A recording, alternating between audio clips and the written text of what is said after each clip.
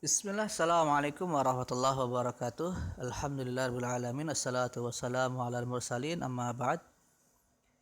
Kaifa halukum? Teman-teman kelas 8 yang dirahmati Allah Subhanahu wa taala. Jangan lupa untuk selalu membaca doa belajar ya sebelum belajar. Kemudian juga mentaati protokol kesehatan, dan untuk teman-teman yang kemarin mengalami musibah banjir, ya semoga Allah memberikan kesabaran kepada teman-teman di rumah dan juga keluarga, ya, dan semoga ditetapkan pahala kesabarannya oleh Allah Subhanahu wa taala dan diampuni dosa-dosanya, ya. Nah, teman-teman yang dirahmati Allah Subhanahu wa taala, hari ini kita akan belajar tentang sistem ekskresi manusia. Pada pelajaran yang lalu kita sudah belajar tentang sistem pernapasan, ya, dan juga sistem peredaran darah manusia. Nah, untuk melengkapi mengenai sistem tubuh manusia ini, kita akan masuk ke sistem ekskresi manusia pada hari ini. Nah, teman-teman, kami beritahukan bahwa insya Allah minggu depan kita akan sudah mengadakan penilaian tengah semester. Nah, untuk penilaian tengah semester ini, teman-teman, yang akan diujikan adalah bab 6, 7, dan 8, yaitu sistem peredaran darah manusia, tekanan pada zat dan penerapannya, dan juga sistem pernapasan manusia. Adapun sistem ekskresi ini tidak diujikan pada PTS kali ini, ya. Kenapa Bapak majukan materinya? Karena sekali lagi supaya nanti setelah PTS, ya, khawatirnya kita banyak terpotong, ya.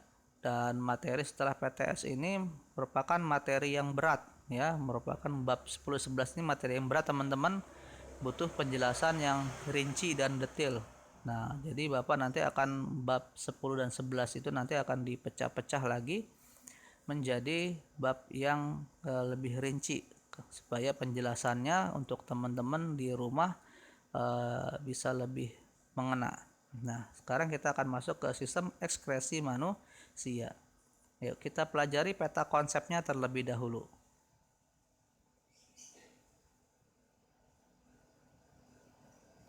Ini adalah peta konsepnya. Nah, secara peta konsepnya, sistem ekskresi manusia itu terdiri dari 4 organ, yaitu paru-paru, ginjal, hati, dan kulit. Kalau teman-teman mau singkat, bisa dengan kata-kata pagi hatiku. Ya, pagi hatiku. Pagi paru-paru, ginjal, hatiku kulit. Nah, pagi hatiku. Nah, itu adalah 4 organ dalam sistem ekskresi manusia. Nah, untuk lebih lengkapnya kita akan pelajari satu persatu.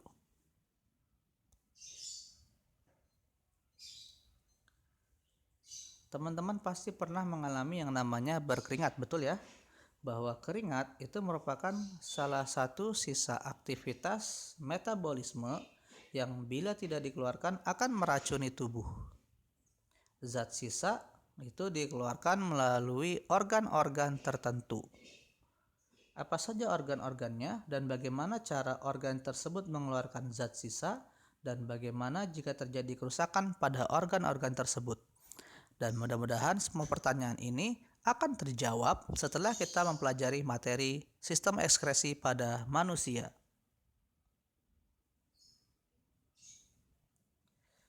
Yang pertama adalah mengenai organ-organ penyusun sistem ekskresi. Proses-proses metabolisme itu menghasilkan energi dan zat yang berguna bagi tubuh. Selain itu dihasilkan juga zat-zat sisa yang tidak diperlukan oleh tubuh. Nah, zat sisa inilah yang dia itu bersifat racun dan bisa membahayakan tubuh kita. Maka harus dikeluarkan dari tubuh kita. Nah, proses pengeluaran zat sisa inilah yang disebut sebagai ekskresi. Jadi ekskresi itu adalah proses pengeluaran zat sisa hasil metabolisme tubuh yang sudah tidak diperlukan oleh tubuh lagi. Nah, organ-organ yang berperan dalam proses ekskresi itu tadi sudah disebutkan di awal ya, pagi hatiku, paru-paru, ginjal, hati, kulit. Yang pertama yang akan kita bahas adalah kulit. Kulit adalah organ pelindung yang menutupi seluruh permukaan tubuh zat sisa metabolisme yang dikeluarkan dalam bentuk keringat. Nah, kulit ini memiliki 3 lapisan, yaitu kulit ari atau epidermis, kemudian kulit jangat atau dermis, dan juga jaringan bawah kulit. Pada kulit ari atau kulit epidermis itu ada 3 lapisan lagi, teman-teman. Diingat ya, epidermis punya 3 lapisan. Ada lapisan tanduk, granula, dan stratum germinativum. Pada lapisan tanduk itu merupakan jaringan mati yang terdiri atas banyak lapisan sel pipih. Berfungsi untuk melindungi sel-sel di dalamnya dan mencegah masuknya kuman penyakit. Yang kedua, lapisan granula. Terdiri dari sel bergranula yang kelamaan akan mati dan terdorong ke atas menjadi bagian dari lapisan tanduk. Berfungsi untuk melindungi kulit dari sengatan sinar matahari. Dan stratum germinativum mengandung sel-sel baru yang akan terdorong ke atas menjadi bagian lapisan granula. Jadi lapisan ini nantinya akan membentuk lapisan yang lain, ya. Yang paling atas adalah lapisan tanduk, kemudian ada granula, kemudian stratum germinativum. Jadi stratum germinativum ini nanti akan menjadi granula, granula akan menjadi tanduk, ya. Terus seperti itu, ya, membentuk, ya, disebut sebagai kalau kita lagi ganti kulit, ya, bisa teman-teman bisa merasakannya, ya. Yang kedua adalah kulit jangat atau dermis. Kulit jangat itu terletak di bawah lapisan kulit ari atau epidermis. Terdapat di dalamnya ada pembuluh darah, kelenjar keringat atau glandula sudorifera, kelenjar minyak atau glandula sebasea, dan kantong rambut dan ujung-ujung saraf indera peraba. Jadi disinilah tempat menghasilkan keringat, yaitu di bagian kulit jangat atau dermis. Kenapa? Karena di kulit jangat ini memiliki kelenjar keringat. Ujung-ujung sarafnya ada berupa peraba dingin atau corpuscula cross, ujung saraf peraba panas corpuscula ruffini, ujung saraf peraba tekanan yaitu corpuscula pacini, dan ujung saraf peraba sentuhan yaitu corpuscula Meissner, dan ujung saraf peraba nyeri.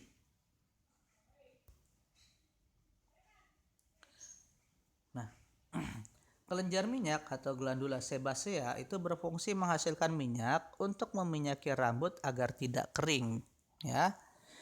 Kita pun di bagian lainnya itu memiliki rambut, ya teman-teman, ya. Misalnya di tangan, di kaki untuk laki-laki, ya. Di bawah kantong rambut itu terdapat pembuluh kapiler yang mengangkut sari makanan ke akar rambut sehingga rambut bisa terus tumbuh. Di dekat akar rambut terdapat otot rambut yang berfungsi untuk kontraksi rambut sebagai respon terhadap rangsang dari lingkungan.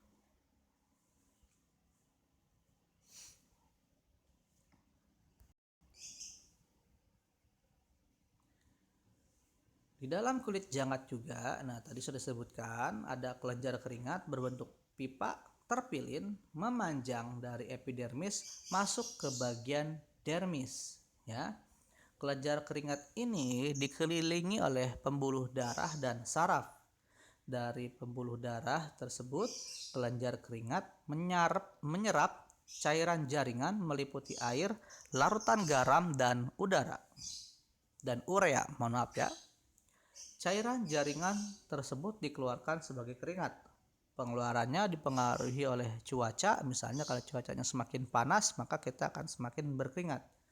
Aktivitas, misalnya semakin tubuh kita dipaksa melakukan aktivitas yang intensif, misalnya berlari, ya, mengangkat beban yang berat, ya. Ini juga bisa menghasilkan keringat lebih banyak. Makanan, misalnya makanan dan minuman yang panas, ya. Makanan dan minuman yang panas akan membuat tubuh kita untuk mengeluarkan panas dari tubuh dalam bentuk keringat.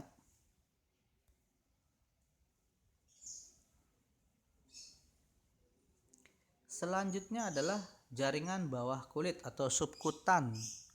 Pada jaringan bawah kulit itu terdapat jaringan lemak atau adiposa. Nah, jaringan ini berfungsi untuk menyimpan lemak sebagai cadangan makanan dan menjaga suhu tubuh agar tetap hangat. Nah, teman-teman, tolong diingat ya, mana yang merupakan kelenjar keringat. Ya, kelenjar keringat itu biasa dalam bentuk yang kerual-kerual ya, melingkar-melingkar, ya, benang kusut. Ya, teman-teman bisa lihat ya, kelenjar keringat itu bentuknya seperti benang kusut. Itu ciri khasnya.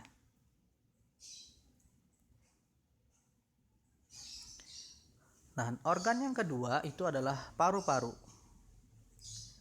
Zat yang dikeluarkan oleh paru-paru adalah karbon dioksida atau CO2 dan juga uap air yang dihasilkan dari proses pernapasan.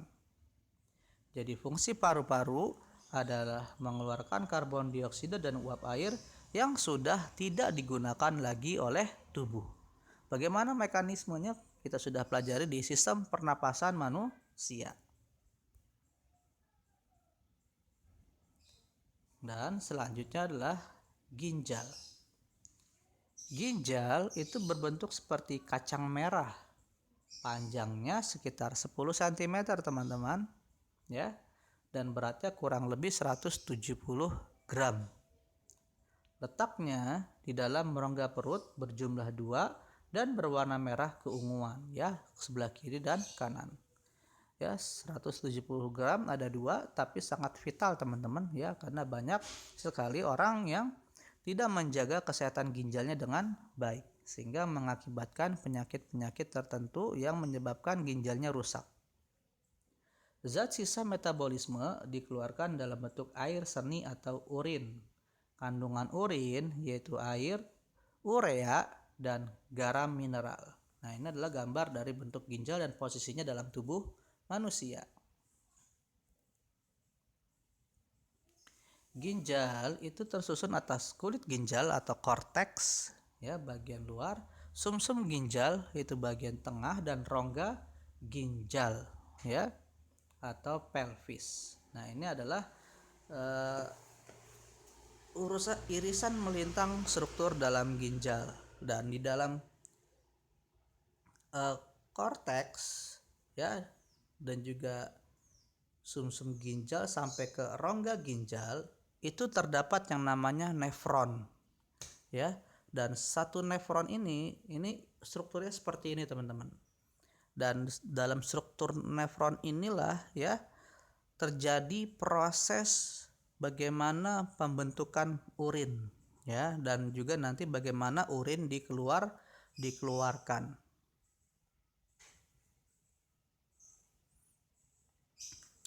Di dalam nefron itu ada yang namanya, yang pertama adalah badan Malpighi, ya. Badan Malpighi itu yang bentuknya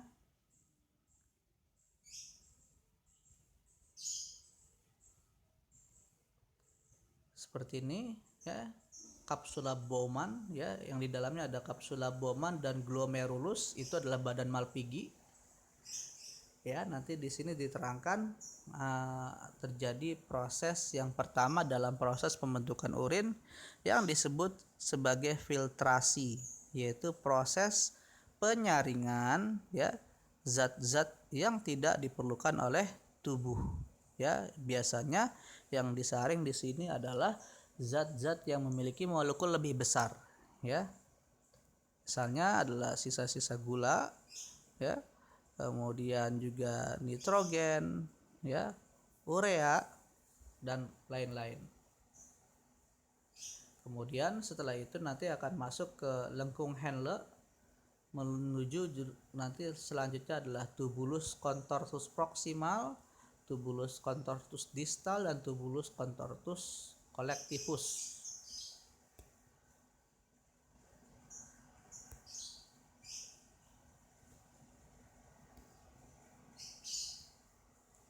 Ginjal itu berperan sebagai alat ekskresi dengan cara menyaring darah dan zat-zat sisa yang terdapat dalam darah. Dapat dikeluarkan dalam bentuk air seni atau urin.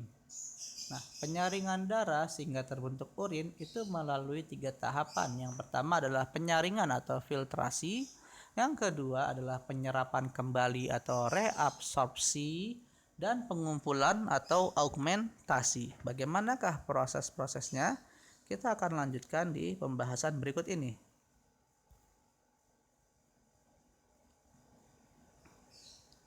Pada proses filtrasi itu dapat dilihat pada bagian samping ya, darah yang mengandung sisa metabolisme masuk ke arteri ginjal. Cairan tubuh keluar dari pembuluh arteri ginjal lalu masuk ke badan Malpighi. Plasma darah dan zat terlarut disaring oleh glomerulus. Hasil filtrasinya dalam bentuk urin primer. Nah, pada membran glomerulus dan kapsula Bowman itu bersifat permeabel terhadap air dan zat terlarut berukuran kecil. Oleh karena itu biasanya molekul besar yang tersaring.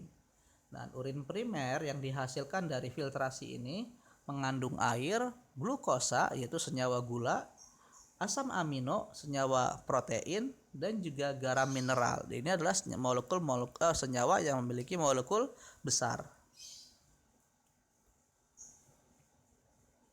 Selanjutnya adalah penyerapan kembali atau reabsorpsi. Urin sekunder itu mengandung air.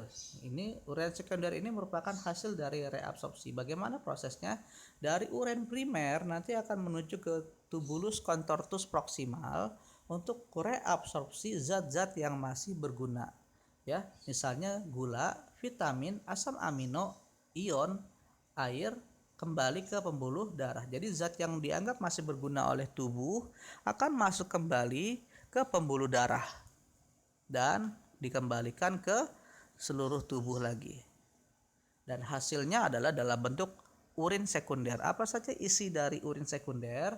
Yaitu air, garam, urea, dan pigmen empedu yang memberi warna pada bau pada urin, ya, yang dihasilkan oleh bilirubin, ya, yang disebut sebagai urobilin, ya. Dan proses yang terakhir pada proses pembentukan urin itu adalah augmentasi atau pengumpulan, di mana urin sekunder yang tadi sudah dihasilkan dari tubulus contortus proximal masuk ke dalam tubulus contortus distal, lalu ditambah zat sisa lain seperti asam urat, ion hidrogen, dan kreatin. Dan hasil dari augmentasi ini adalah urin sebenarnya. Ya, urin disalurkan ya setelah dari tubulus distal akan menuju ke tubulus collectivus. Melalui ke tubulus collectivus inilah nanti akan menuju ke rongga ginjal. Dari rongga ginjal akan menuju ke kandung kemih melalui saluran ginjal.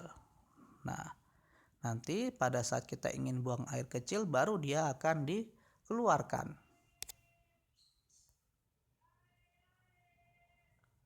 Nah, proses pengeluaran urin nanti akan dikumpulkan di distal, ya, lalu masuk ke kandung kemih melalui ureter.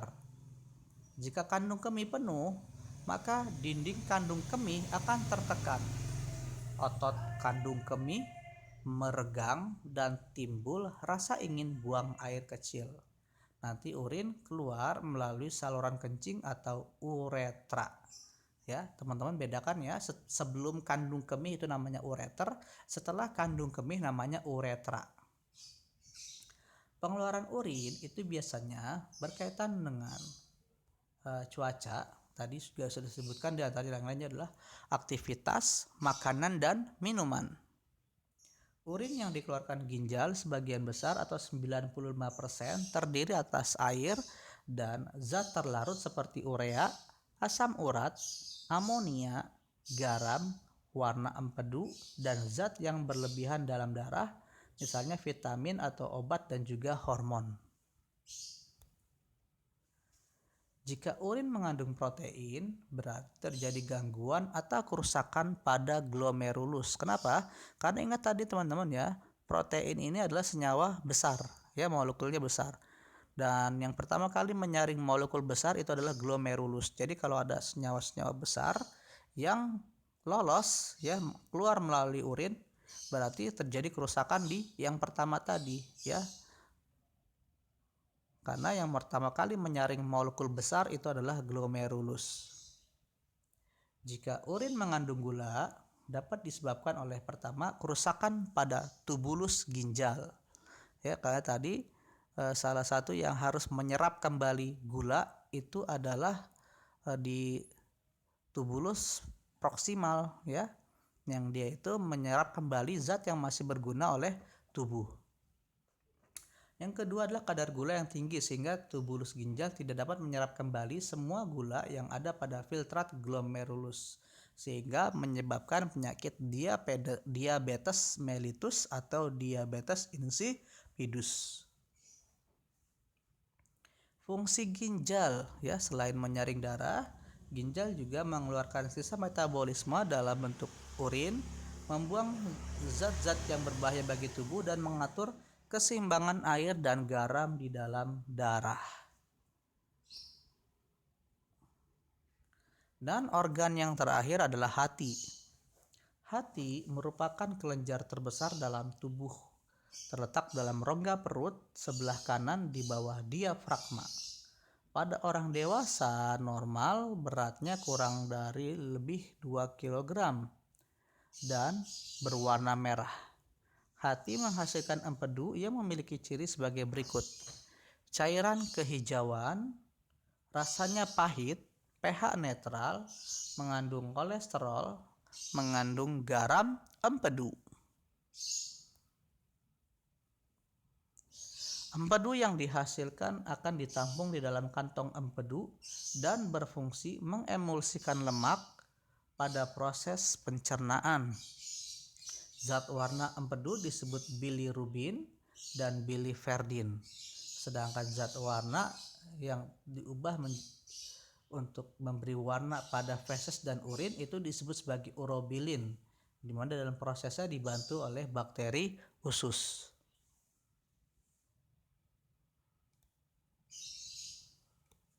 Fungsi hati itu adalah sebagai salah satu alat ekskresi, tempat penyimpanan gula dalam bentuk glikogen, tempat pembentukan dan pembongkaran protein, tempat pembongkaran sel darah merah, pembentukan dan pengeluaran cairan empedu, menetralkan obat dan racun, tempat pembuatan vitamin A dari provitamin A. Jelaskan fungsi hati sebagai alat ekskresi. Hati mengeluarkan empedu yang berfungsi mengemulsikan lemak dalam proses pencernaan makanan.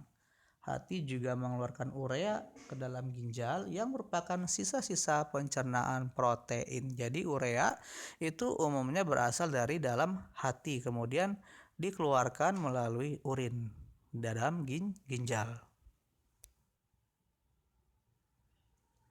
Kelainan dan penyakit pada sistem ekskresi.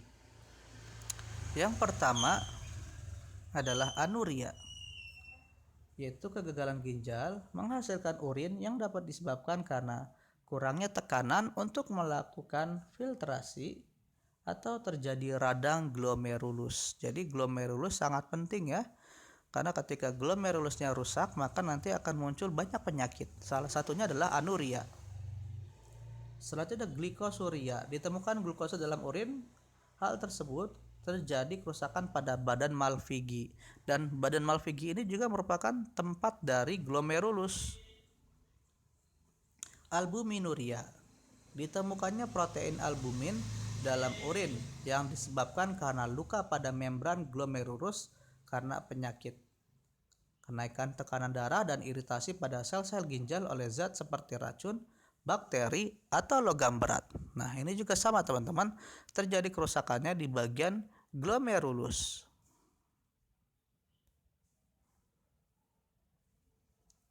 Selanjutnya adalah hematuria. Ditemukannya keberadaan sel darah merah dalam urin. Penyebabnya karena radang pada organ-organ sistem urin karena penyakit atau iritasi. Bilirubinuria adalah kondisi saat konsentrasi bilirubin dalam urin melebihi batas normal disebabkan karena pengaruh penguraian hemoglobin yang berlebihan dalam darah.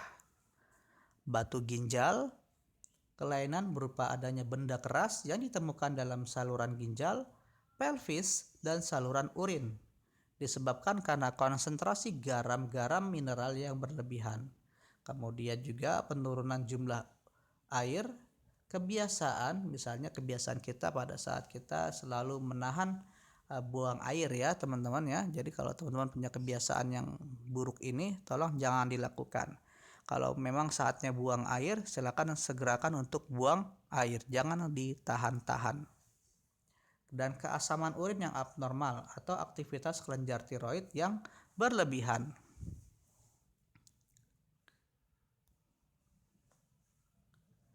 Nefritis glomerulus, yaitu radang ginjal yang melibatkan glomerulus, disebabkan karena reaksi alergi terhadap racun dari bakteri Streptococcus.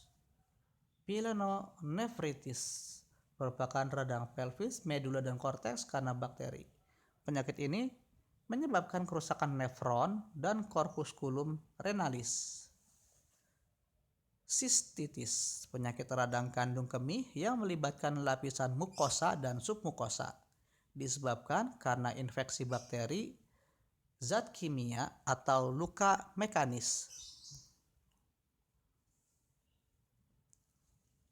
Nefrosis, kondisi bocornya membran glomerulus.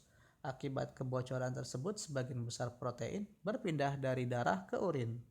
Karenanya, air dan natrium menumpuk dalam tubuh menyebabkan pembengkakan. Selanjutnya adalah polisistik, disebabkan oleh kerusakan saluran ginjal yang merusak nefron dan menghasilkan kista mirip dilatasi sepanjang saluran.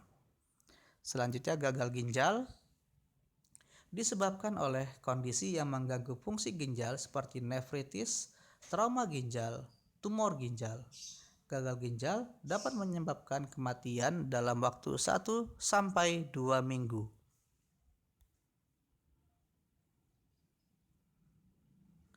Penyakit pada kulit ya, untuk mencegahnya teman-teman harus mandi 2 kali sehari menggunakan sabun, menggunakan handuk bersih, menggunakan lotion ya, mengonsumsi air putih yang cukup, makan makanan bergizi, berolahraga, dan istirahat yang cukup.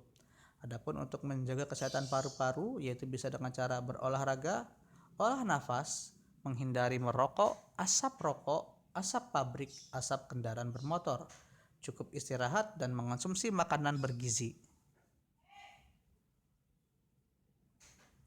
Dan untuk menjaga kesehatan ginjal, tidak menahan kencing, tidak duduk terlalu lama, tidak mengonsumsi minuman beralkohol dan pemicu stamina, minum air putih yang cukup, dan makan makanan bergizi. Dan untuk hati, bekerja dan berolahraga tidak berlebihan. Nah teman-teman, penting bagi kita untuk selalu menjaga kesehatan tubuh kita ya. Jangan sampai kita membuat tubuh kita bekerja terlalu berlebihan, atau kita kurang memberikan nutrisi, atau juga kurang memberikan olahraga terhadap tubuh kita.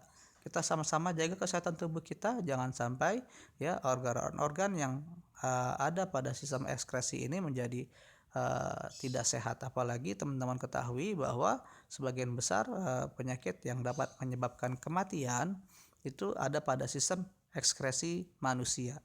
Selamat berolahraga teman-teman ya, jaga kesehatan tubuhnya ya, jaga aktivitasnya ya, terutama di masa pandemi COVID-19 ini.